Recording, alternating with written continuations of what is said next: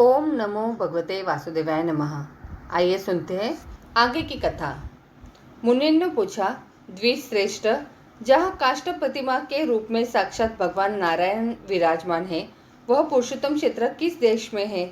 जैमिनी जी ने उत्तर दिया, उत्कल उड़ीसा नाम से प्रसिद्ध एक परम पावन देश है, जहाँ अनेक तीर्थ और बहुत से पवित्र देव मंदिर है।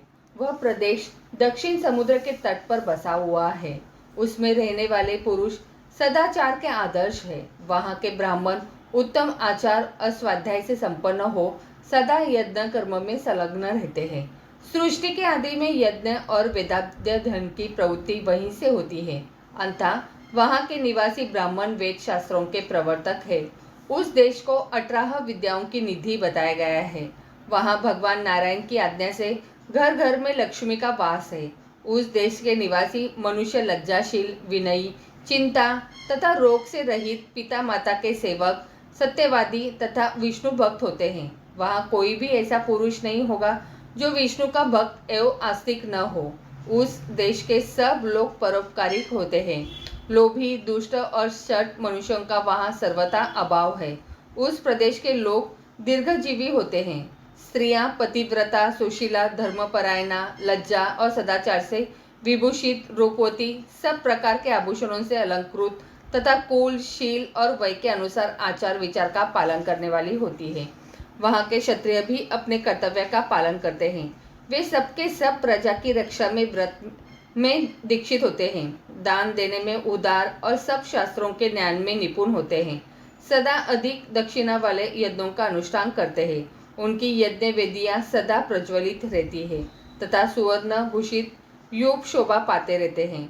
उनके घर पर पधारे हुए अतिथियों को उनकी कामना से अधिक वस्तुएं देकर संतुष्ट किया जाता है। उत्कल के वैश्य भी कृषि, वाणिज्य और गौराशा की वृत्ति में स्थित होते हैं। वे अपनी भक्ति और धन से देवता, गुरु और ब्राह्मणों को तृप्त करते हैं। वहाँ एक के घर पर पधारे हुए याचकों के दूसरे के घर पर जाने की आवश्यकता नहीं रह जाती। उस देश के शूद्र संगीत, काव्य, कला और शिल्प में कुशल तथा प्रिय वचन बोलने वाले होते हैं। धार्मिक एवं स्नान दानादि कर्मों में तत्पर होते हैं। वे अपने मन, वाणी, क्रिया तथा धन के द्वारा द्विजों की सेवा में लगे रहते हैं।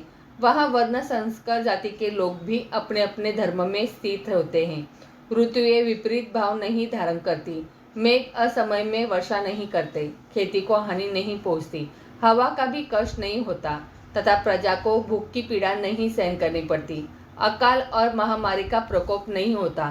राज्य का नाश नहीं होता। पृथ्वी पर होने वाली कोई भी वस्तु वहाँ अलभ्य नहीं है।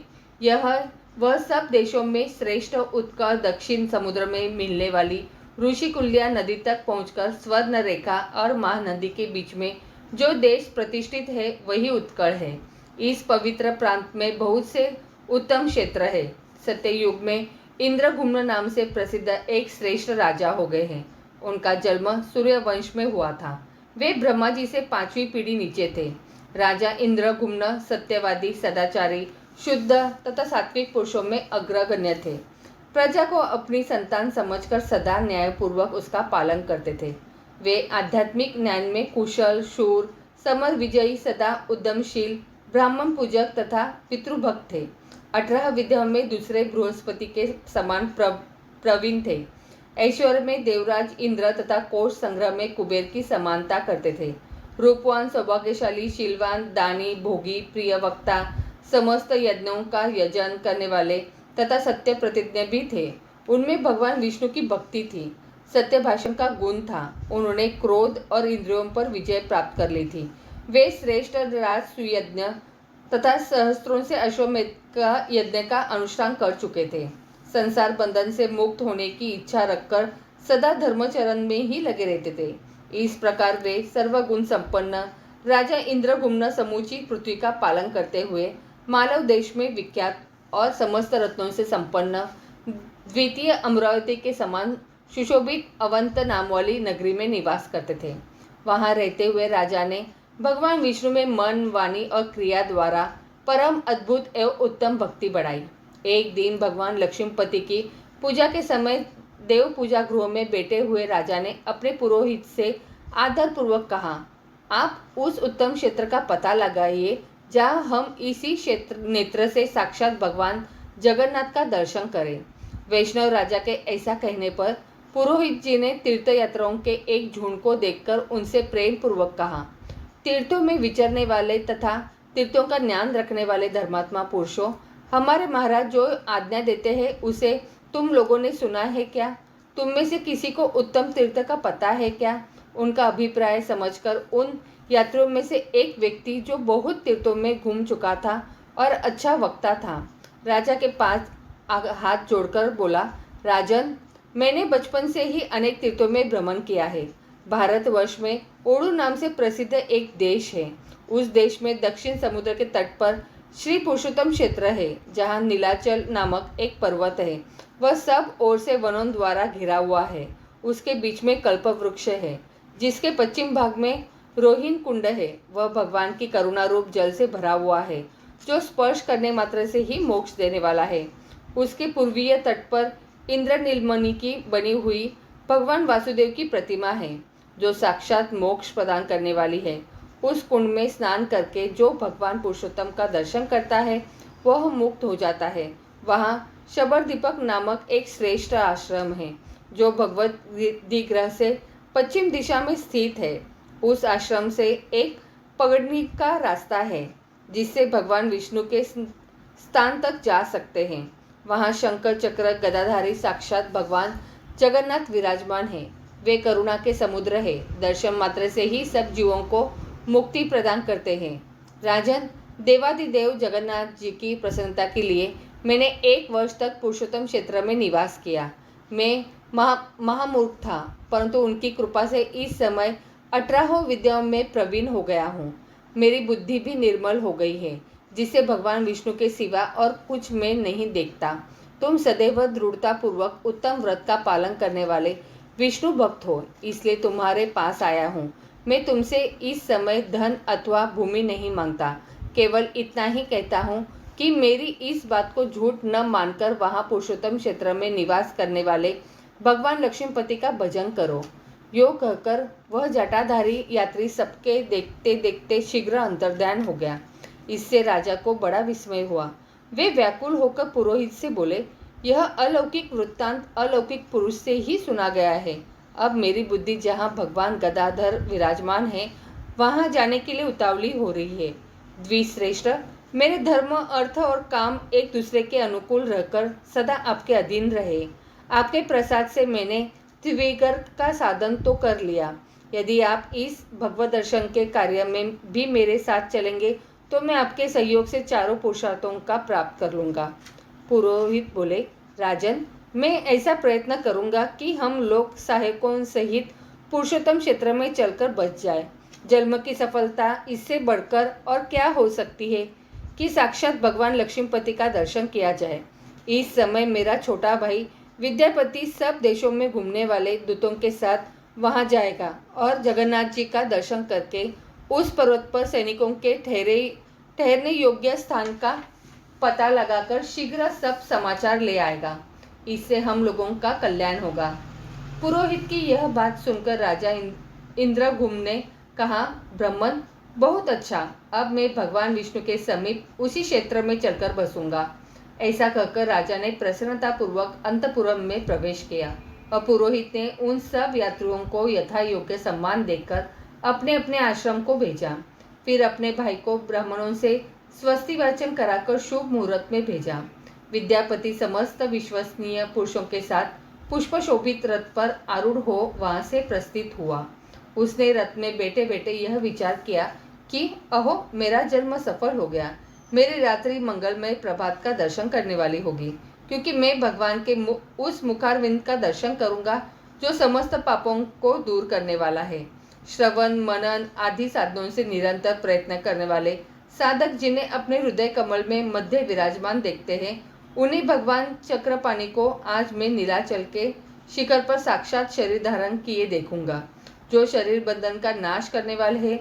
श्रुति, स्मृति, इतिहास और पुराण के वचनों द्वारा जिनके स्वरूप का भली भांति निरूपण करना असंभव है, उन्हीं भगवान लक्ष्मी निधि के अदृष्टपूर्वक स्वरूप का दर्शन करके आज मैं भवसागर से पार हो जाऊंगा।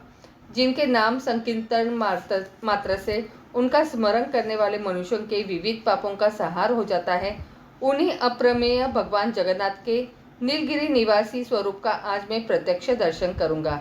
जिनके रोम रोम से असंख्य ब्राह्मणों की मालाएं हैं, जिनके सहस्त्रों मस्तक, चरण और नेत्र है, जिनकी निश्वास वायु से संपूर्ण वेदों की राशि प्रकट हुई है तथा जो सब प्रपंचों के स्वामी हैं, उन पुराण पुरुष भगवान विष्णु की मैं शरण लेता हूँ।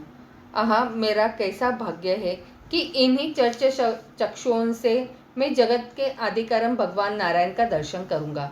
इसी विचार में पड़े हुए प्रसन्नचित्त ब्राह्मण को रथ के वेग से लांगे हुए विशाल मार्ग का कुछ भी पता न चला। मार्ग में मिले हुए अनेकों वन, पर्वत तथा दुर्गम स्थानों को देखते हुए वे सूर्यास्त के समय महानदी के तट पर जा पहुंचे। उन्होंने रथ से उतरकर विधि पूर्वक नित्य कर्म किया और सायं संध्या करके भगवान मधुसूदन का ध्यान किया। तत्पश्चात रथ पर ही बैठे बैठे रात बिताई। सवेरा होने पर शीघ्र ही महानदी को पार किया।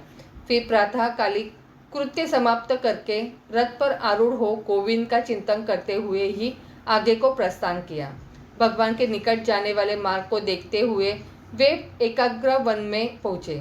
उसके बाद कल्पवट से विभूषित गगनचुंबी नीलाचल का शिखर देखा, जो दर्शकों के पापों का नाश करने वाला है। साक्षात शरीरधारी भगवान विष्णु के उस अद्भुत निवास स्थान को खोजते हुए विद्यापति नीलाचल की उपयुक्ता तराई में जा पहुँचे। अब वे भगवान के दर्शन के लिए अत्यंत उत्कंठित हो गए, किंतु आगे बढ़ने का मार्ग नहीं मिला। तब भूमि पर कुशा बिछाकर मौन भाव से लेट गए और भगवत दर्शन की सिद्धि के लिए भगवान की ही शरणागत हो गए।